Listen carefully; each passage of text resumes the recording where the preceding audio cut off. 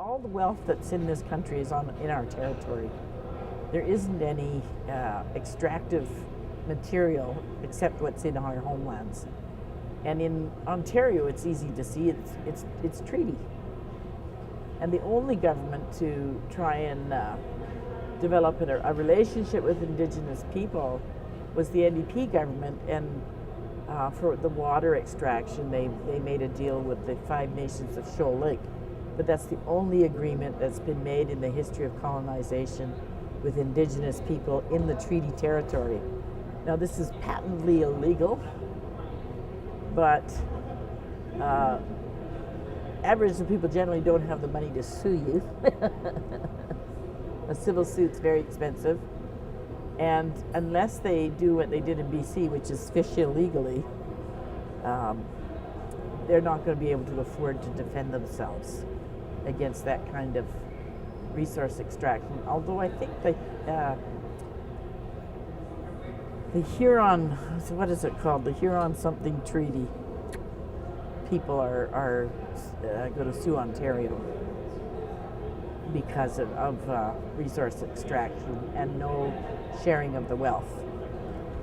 But that's also why Indigenous people want consent to resource extraction. Because if they don't want the resource extracted, they want to be able to say no.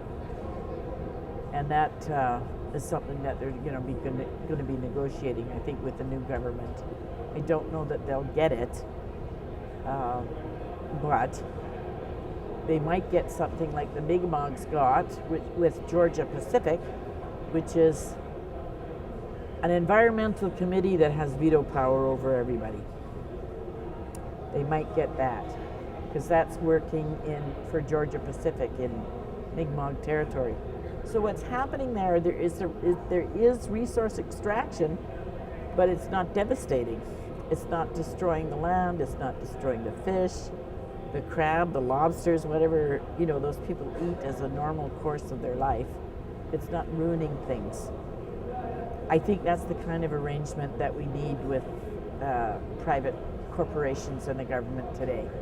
We need to have an environmental committee of our choosing and hiring that's going to have veto power over all development. That way it doesn't put it in the hands of a political group, an interest group, which, politics is volatile, even our politics, but science is science. If it's bad, it's bad. We're not having it. And I think that's sort of the way I'd like to see things go in the future.